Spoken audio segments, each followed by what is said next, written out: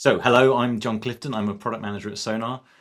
Writing code is easier and faster than ever. It's writing good quality code that solves the problem and is ready for production. That's the real challenge. And I'm very pleased to welcome Cole Medine to talk about exactly this. Cole is a tech leader and educator passionate about helping users of AI agents and coding assistants to solve real business problems in a way that truly scales. So let's get cracking. First of all, Cole, from your research, how big a problem is this? Yeah, so that's a good question. So, a couple of numbers that I have here to really set the stage for how big of a deal this is. First one is that Sonar did a survey at the start of this year. They found that 42% of committed code is already AI generated. And by the way, that was only 6% in 2023. So back then we had, like Tab Complete with GitHub Copilot, and maybe you take a couple of code snippets from ChatGPT and bring that into your code base. But now we have full-blown coding agents that can build entire features end-to-end autonomously. And that number is projected to get to 65% by the end of the year. But there's a really big disconnect that we have. So 96% of developers, not the vibe coders of the world, but developers, they distrust AI outputted code. But only 48% of them will actually validate all of their AI outputted code. So almost 100% distrust, but then only half validate. And so the big question is like, why is that the case? Why do we have this big disconnect? And in my mind, one of the biggest reasons for this is out of all of the teams, the ones that do validate all AI outputted code, they spend on average 24% of their working hours in a week just looking at AI output. And trust me, I can tell you from my experience using coding agents for hours and hours a day for the last 2 years, that becomes a drag. It's a huge mental barrier to just take this bunch of code that's generated by the agent and review it. And then you go and you send off the next request and you have to review again. And it is just, it's hard to make yourself do that all of the time. And the main problem with this is, AI coding agents, they don't do the best job on the first pass, right? Like if you give it a task and you don't give it guardrails and ways to validate that we'll get into in a little bit, really, even for the top models like GPT 5.3 Codex, Claude Opus 4.6, they only generate correct and secure code 50 to 60% of the time on a first pass. And so we really need to validate, but also there's just so much that when it comes into our hands, it's not quite right. It's kind of AI slop, as it's called in the industry. And so it's just a hassle to validate everything. So we need to, but it's really hard to do so. And there's a lot of solutions for this that I'll get into. But anyway, that's just kind of setting the stage here for the problems that we got right now. Absolutely. And is this a transient problem? The agents are always getting better, the models are getting better. Does this go away soon, or is this a problem we need to solve now and in the future? Yeah, we definitely need to solve this now and in the future. So models are getting more and more powerful over time. So it's true that this issue becomes less problematic over time. But I don't have the exact study for this, but it was actually statistically proven that LLMs will always hallucinate. No matter how powerful the model is, no matter the parameter size, there's always going to be issues that come up because they're prediction machines. In the end, they can't do true reasoning. They can simulate reasoning with thinking tokens. You've probably heard of that before, but there's always going to be issues that come up. And like honestly, there's kind of been a plateau in power of the LLMs. And so in the recent like maybe 6 months to a year, it definitely seems like large language models are getting more and more powerful, but it's more the tooling and the harness around the LLM. Tools like Claude Code that make it seem more powerful. And really the LLM reasoning itself has not been that much better over the past half a year. And so that's what we're going to get into today is talking about these harnesses. What can we wrap around the agent so that we're not just dealing with what's outputted in the first pass, but we're able to have the agent validate a lot of its own work. And so, yeah, we'll get into that in a little bit here. I mean, yeah, this is exciting. Let's go for it. So, can you talk about what does this mean for teams, and what does your research say about how we should address this? Yeah, definitely. Yeah. So when an individual or company wants to start adopting AI coding assistants, there's always two things that I tell them that they have to address. So there's one big problem, and then there's an approach that I really want to get into. So starting with the problem here, it's that coding agents, they are very prone to over-engineering. And you'll see this with large language models. If you ever have a coding agent run, or even just using an LLM to like help you write a blog post or something, they will always lean way too far on the side of being extremely verbose. And that is a problem for us because that's part of what makes it so difficult. Like fundamentally to validate AI generated code is there's just always so much of it. And so we have to sift through so much of this code. That also means there's more code that could be incorrect and have vulnerabilities, right? There's a larger attack surface overall. And so there's a lot of work that you have to put into making sure the code base is simplified. And we'll talk about that too. And there's actually a study that was done. This is my favorite one that I found in my research. It's very thematic to this talk because they use Sonar as their tool. But Carnegie Mellon University, they did a study where they took over 800 GitHub repositories where Cursor was the primary driver of the code, so AI code generated. And then they compared it to a batch of GitHub repos that didn't use any AI coding assistant at all. So a bunch of AI code, a bunch of no AI code.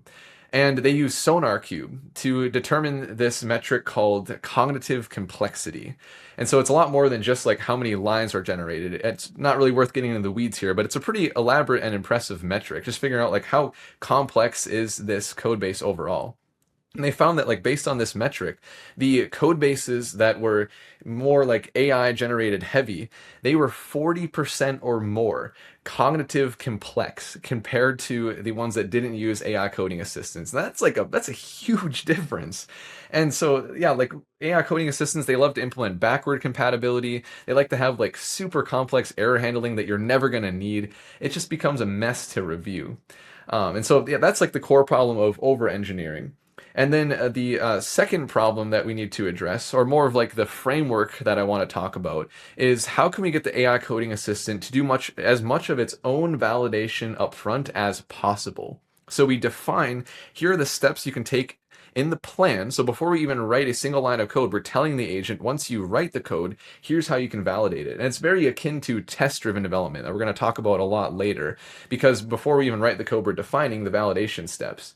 And so the goal here is how can we get the agent to reason about simplifying things and address any kind of like vulnerabilities or broken code that we have before control is passed back to us.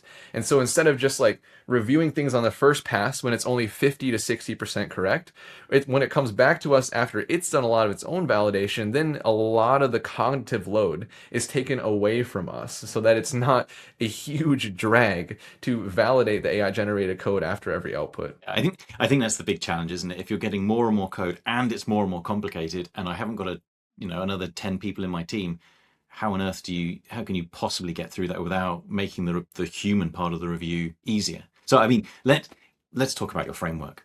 How do we Yes. how do we do this? Right. Yeah. So that's the big thing I want to present here. And I actually have a visual for this.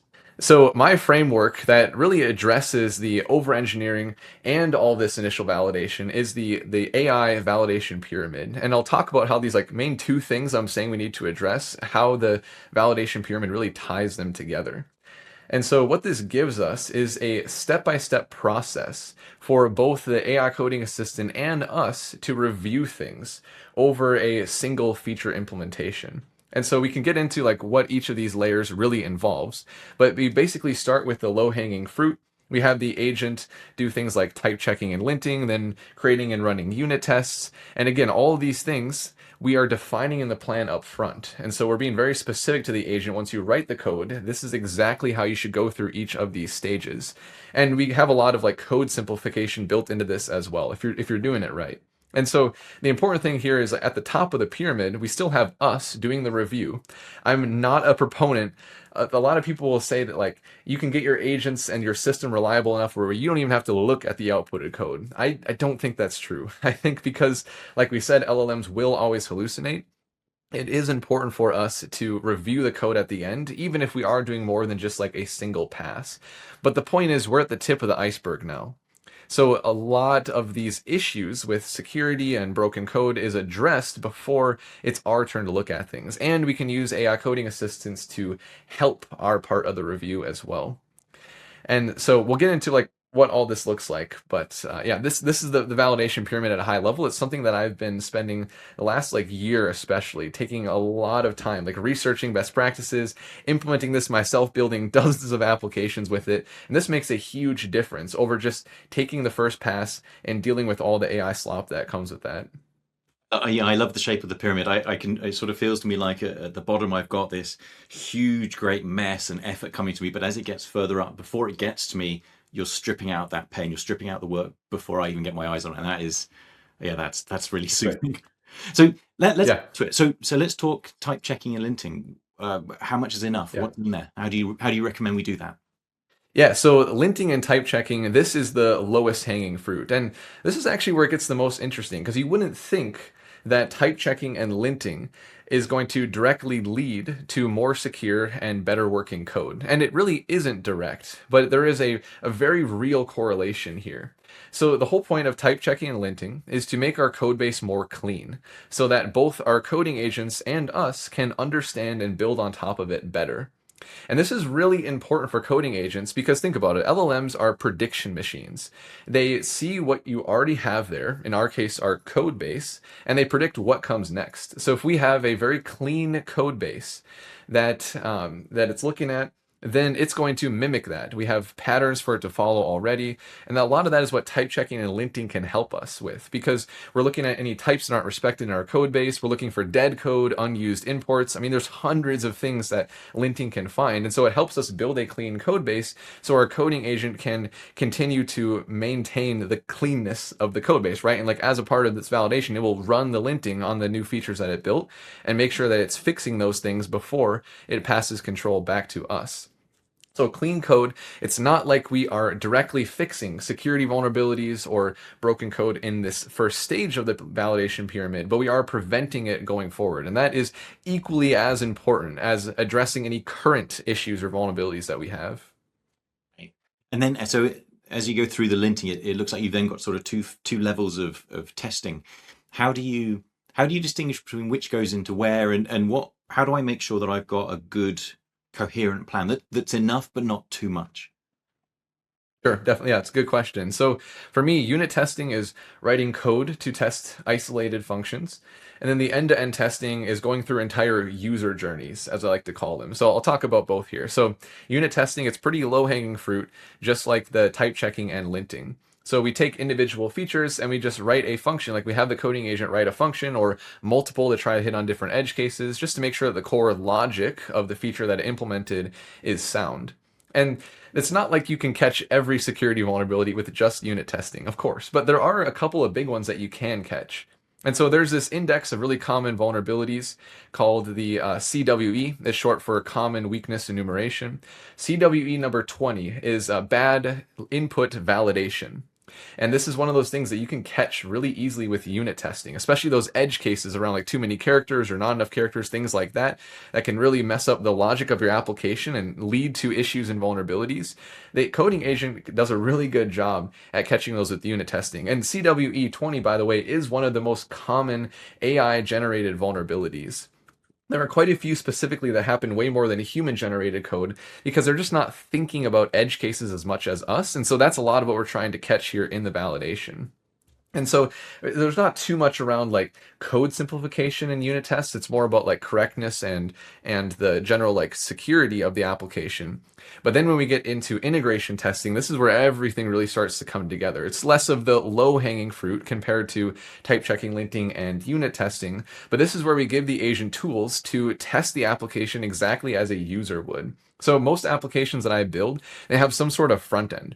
And so I love using browser automation tools. Like you got the Chrome MCP, the Playwright MCP, the Vercel Agent Browser CLI. There's a million tools out there for this.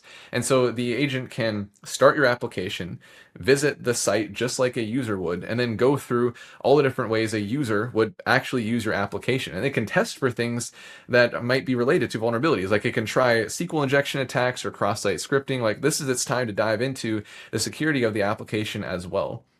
And then to take this even further, this is also where I like to have the agent kind of do some meta reasoning around how much it can maybe simplify the code base. So trying out these different features live and then mapping that back to the code and seeing like, is there anything here that's unnecessary that can be simplified?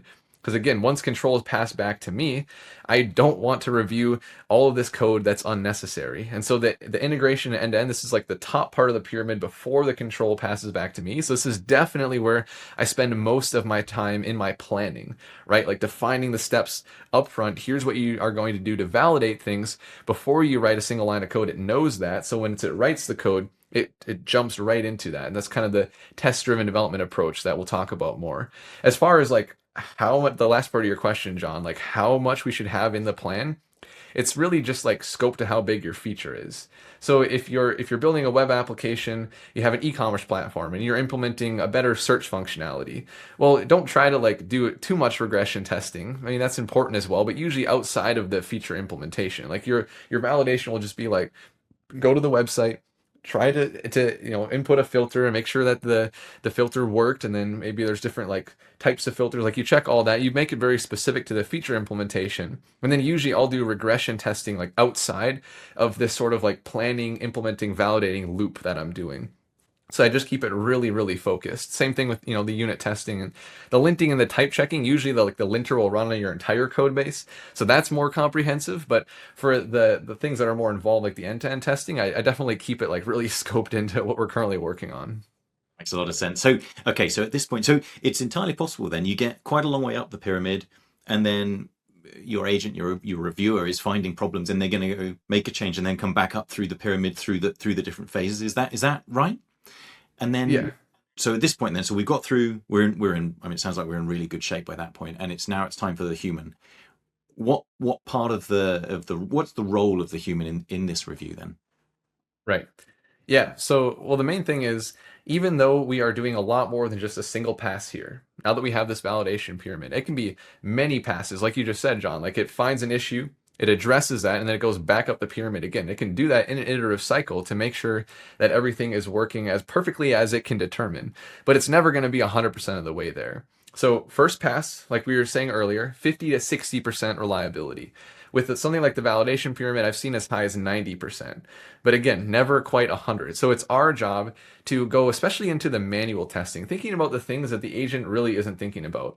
Business logic is a good example. Like sometimes we just didn't communicate clearly enough to the agent how should the filtering work, right? Like, oh, there's this edge case I didn't think about, or there's this specific filter that I forgot to tell it. Oftentimes it comes back to human error, where you're just not specific enough to the agent for what it needs to build or what it needs to validate. And so actually half the time when I'm doing the validation myself, it's more figuring out like what did I do wrong in the plan.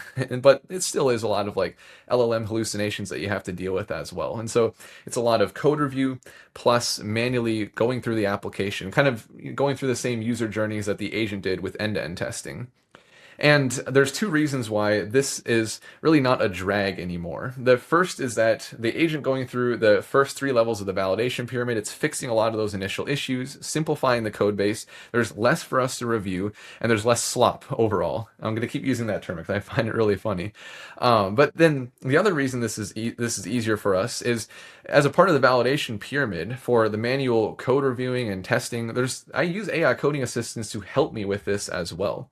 And so, for example, using Sonar Cube to help me like find security issues that I can like take a look at in the code base myself.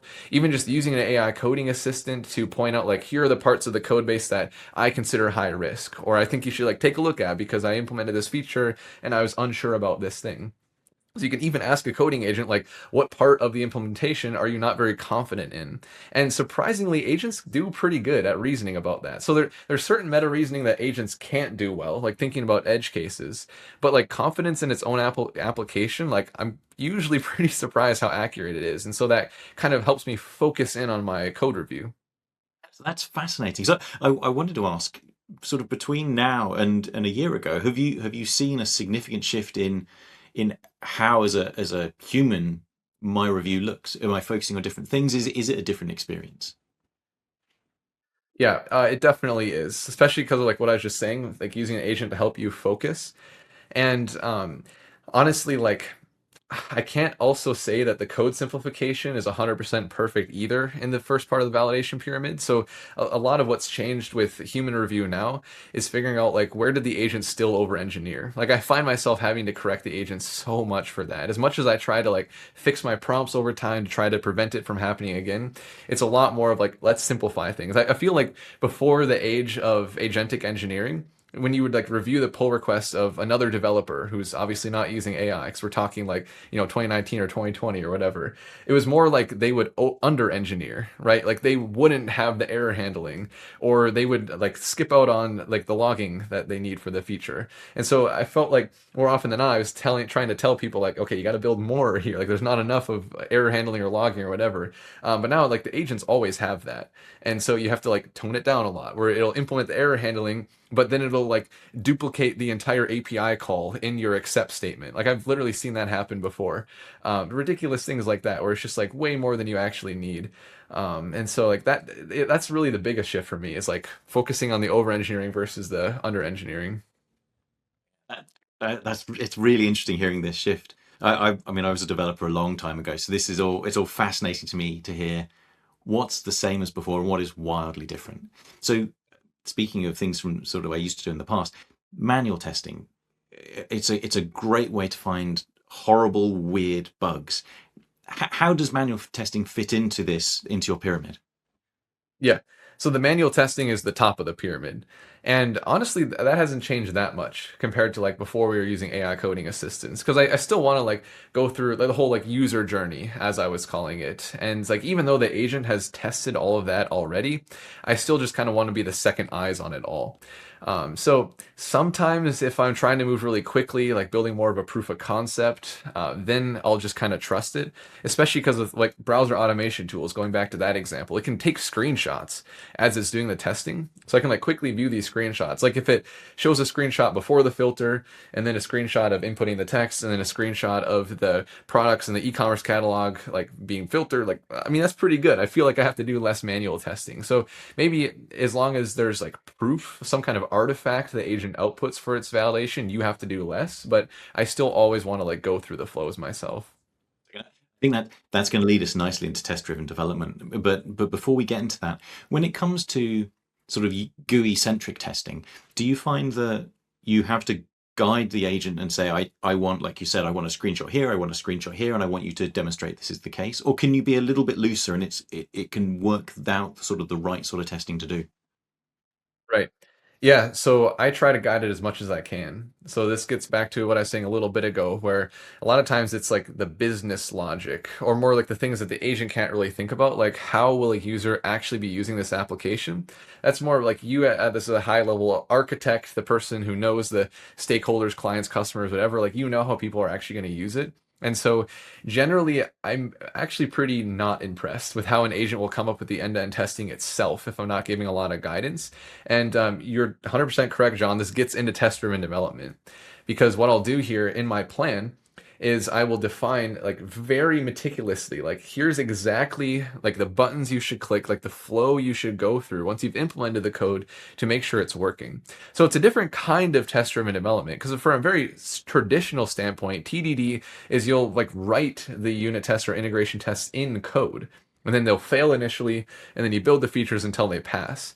So it's similar, but it's less like deterministic. Here's the code that needs to be passing, and it's more like defining in natural language. Here are the exact steps that you need to take.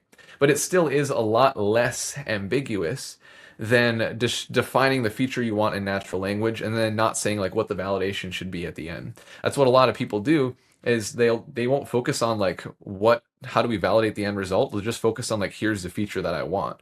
But getting a lot more like in the weeds and defining that at the end of your plan, again, before you get into coding, that just goes such a long way. Because it not only does it help the agent with its testing, but it also forces you to get really specific. So like a lot of these strategies in the validation pyramid, they're like helping you as much as they're helping the agent, right? Like our goal is to reduce our cognitive load for the review, forcing us to get really specific up front. And so that goes along with what I was saying as well, where it's like half the time when there's an issue in the code at the end, it's actually your fault. Or you could even argue like 100% of the time, because it's really just like how good is your planning? How good is the validation that you're defining for the agent? Because it's your responsibility to I always say you want to sandwich the implementation between, or like you sandwich it with the planning up front and the validation at the end that you're very, very involved with. And then you're just trying to delegate as much of the actual coding to the agent. But it's not like we're vibe coding here because we're still super involved and taking responsibility for every step of the way.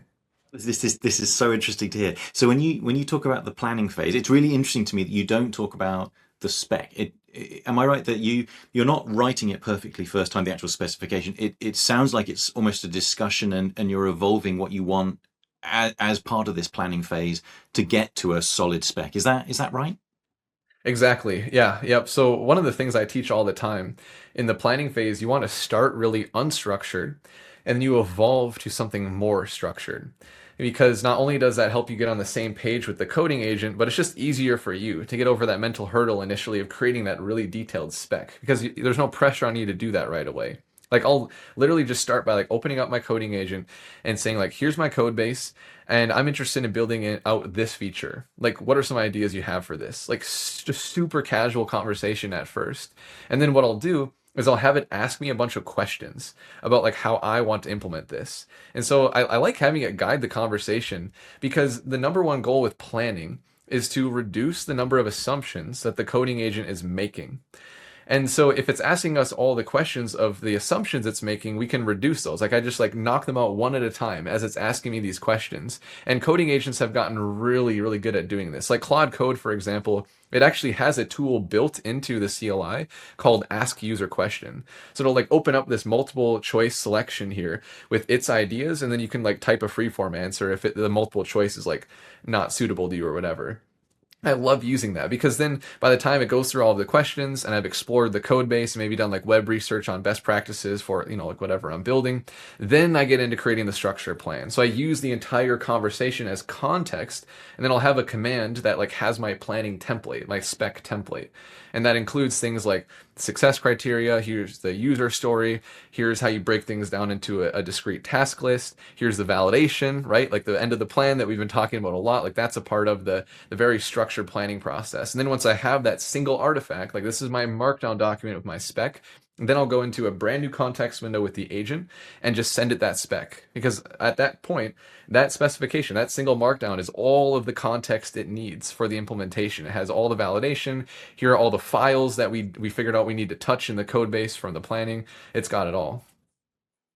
That's fantastic. I was going to ask about context management. Is that something you find you have to really keep an eye on as you go, or is it's part of the way you work is that you're effectively wiping clean the context before and then just using the plan to kick off work, and so you don't need to manage it quite so much? Yeah. So the two big strategies for context management is what I just said, like you reset the context window between planning and implementation. And then the other, honestly, probably more important strategy is just to make sure that your spec is very granular. You don't want to try to do too much at once. It's almost like 90% of the case, or almost every single case, when someone has that memory compaction happen in the middle of planning or implementation where the agent runs out of context, it's because they're just trying to do too much at once. And sometimes it can be really painful to be like, okay, here are the 5 things I want to do right now. I got to pick one or two, usually just one. And you just want to try to like do as much as possible. But it just the reliability goes out the roof compared to trying to knock out 5 things at once when you just focus on one. You plan for one, you build one, you validate one, and then you go back and you do it again. That's the PIV loop, as I call it. Plan, implement, validate. You're always splitting something up, like you have a PRD or you have an Epic in Jira, whatever that is, you're splitting it up into individual tasks that are very, very focused. How do you know how big a task should be? The kind of the $1 million question. Right. Yeah, now that's a tough question because it changes a lot over time. Because with large language models having larger and larger context windows, being able to handle more context over time, it really changes like how far we can push it. And so this is probably where I don't have like the best single answer. It's like a muscle that you build over time. You just kind of realize like with the current capabilities of the LLMs and the specific coding agent that I'm using, because it also differs between the tool too. Like you build this sense of like, here's how much I can build at once. And so there really isn't a definitive answer because it also entirely depends on the code base. There's so many variables. It's the LLM, the code base, and the tool, and the specific feature or features that you're looking to build. And so my general recommendation, I mean, coding agents, they allow you to move really fast. And so you can err on the side of trying to do a little bit too much at first. And then if you see that like what you got back is just really bad, like, oh man, the agent didn't even understand what I was going for here, or it skipped the end-to-end testing because the context window got so big it got lost. Like that's when it's obvious, like, okay, let me go back and try to do something more focused. So usually it becomes really apparent when the control is given back to you, like at that point of the validation pyramid, if there's still a lot of issues there, that's when you know that you're trying to do too much at once. And so you build that muscle pretty quickly. Great to hear. Yeah, and I think again you're right with your pyramid sort of killing off problematic things. It'll make it really obvious if the code actually is just it's beyond repair. I think when sort of friends ask me how do I get involved in this, it's got to be just try it out. So it's great to hear that. I think that's what you're saying is let's just get in there, let's see what happens, and Yeah. it is expensive to try again. So if Right. we sort of thinking about sort of I mean this is a lot of great information. If you had to pull it back to a few sort of key takeaways for people to really sort of have in their heads as they move forwards, what would they be from our discussion? Yeah. So I think it really goes back to the two main things that I'm saying you have to address with AI coding assistance. Number one, you have to solve for the over engineering. That's a lot of you working with the agent in the plan and the validation after, making sure that it's not just creating way too much code for you to review. And then the second thing is figuring out like how do we allow the agent to validate as much as possible itself, kind of as like a second plus pass before the control is given back to us. And what that looks like for you, I mean, obviously, like take the framework that I shared here and a lot of the ideas, but a lot of it depends on your own code base. But as long as you have that in mind, like as I'm going through the planning process here, what are the tools I can give the agent? Like I've even gone so far as to like build API endpoints into my application, like just for testing, for the agent to do self-validation. So obviously I'll have it as like a very distinct part of the code base, sometimes even like adding it to my Git ignore because it's not like part of the code, but it's for my local environment for what I'm working with the agent. Like I'll build things into the code base for sort of as a harness to help it test. And like that, again, gets very specific to your code base, but just constantly thinking about like during the planning, how can I be really clear to the agent? Like here are the things you can do to validate things before it comes back to me. It's just a really powerful mental model to always have in your tool belt. Great, thank you. And if we're if you were to give, one, two, three more things people should do, what's the first thing they should do Monday morning to just start on this journey? Because there's so much, and it sounds like just getting in there is. How do we start? Yeah. Yeah. So the Piv loop is my main mental model that I always tell people to try. If you haven't done this yet, create a plan, have the validation as a part of the plan, kind of like test-driven development. Get as specific as you can for how to validate, and then give that to the coding agent. Trust it with the implementation entirely. So you have it come back to you only when the full feature is implemented and it's gone through all the validation in the plan. And then you do the validation, the top of the pyramid yourself. Do the code review, do the manual review. So if you haven't done that before, it's such a powerful way to work with coding agents. You're sandwiching the implementation with the planning and the validating that you are a part of, and you just do that in a loop for every feature that you have to build into your code base. This is fascinating. This is really great. Thank you very much. So there's been a lot here. You've got a whole lot more content and information for people trying to adopt AI agents and coding tools. For people wanting to get into this in more detail, hear more about what you've got to say, where can they find you? Yeah, appreciate you asking, John. Yeah, so my YouTube channel is where I put out content every single week. So you can just search my name, Cole Medine. You'll find me on YouTube. I do a lot of content on both building AI agents and leveraging AI coding assistance, with the former obviously being what we're talking about a lot right here. So I do a lot of content on similar topics. And then I also run a community of early AI adopters called Dynamis. It's just DYNAMOUS.ai. So it's a place where I do weekly workshops. I have course content on building agents and using AI coding assistance. A lot of things, like a lot of the frameworks that I've been talking about here, I go really deep into in the community there. So great place to connect with me and be with a lot of other really, really smart people doing cool things with AI. Brilliant. Thank you very much. This has been illuminating. Yeah, thank you, John. I appreciate it a lot.